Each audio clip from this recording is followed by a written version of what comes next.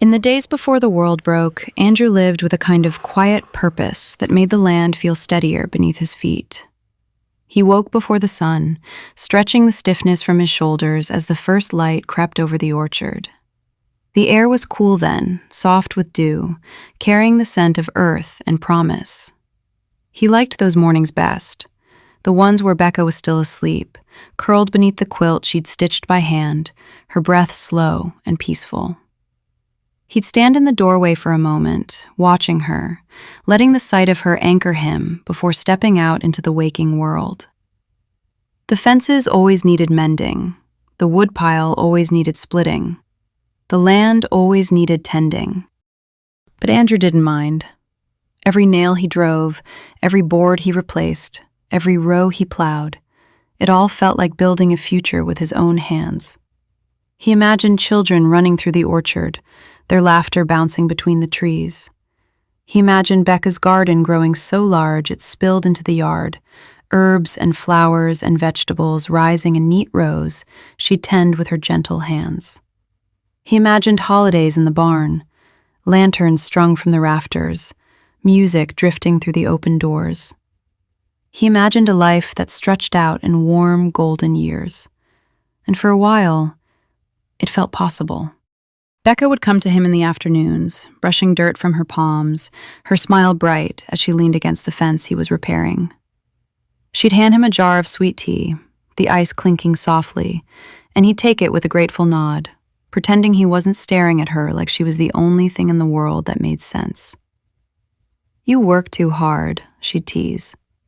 "And you don't work hard enough," he'd reply, though his grin always gave him away. They were young, they were in love, and the land, ancient, patient, remembering, held them gently. But grief has a way of arriving like a storm you never saw on the horizon. When Becca didn't come home that warm afternoon, Andrew felt the first crack in his world. At first, it was a small thing, a flicker of worry, a tightening in his chest. He walked to the garden, expecting to find her kneeling in the soil, humming to her herbs. Instead, he found overturned baskets, disturbed earth, a silence that felt like a wound. He called her name until his voice broke.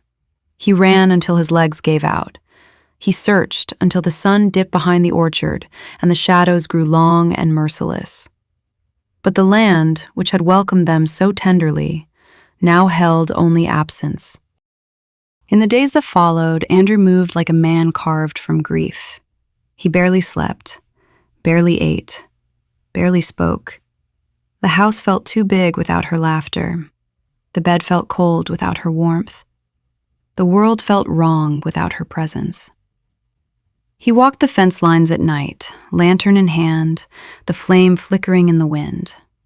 The orchard watched him, its branches swaying with a sorrow that mirrored his own. The animals kept their distance, sensing the storm inside him. He whispered her name into the darkness. He begged the land to give her back. He cursed the men who had taken her. He cursed himself for not being there.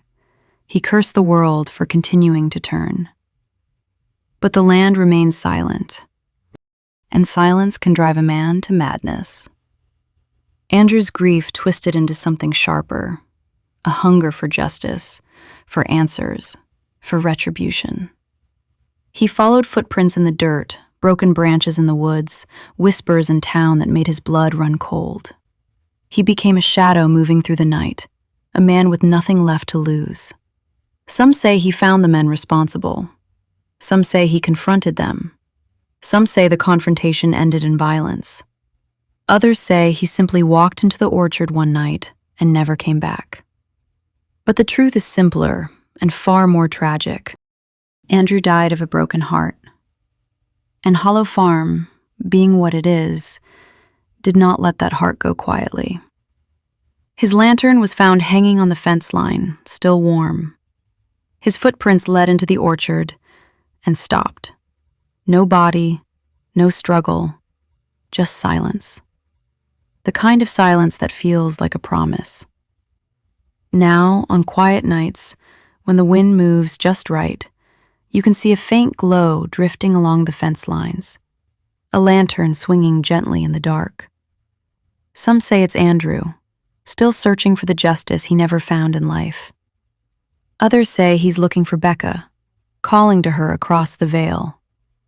And in the garden, where rosemary and mint still grow wild, a soft figure moves among the rows, her presence gentle, her sorrow endless.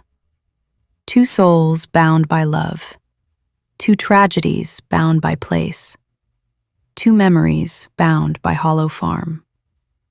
Before Andrew was a revenge-filled spirit wandering the fence lines, he was a young man hopelessly in love and ready to start a family. And Hollow Farm remembers him.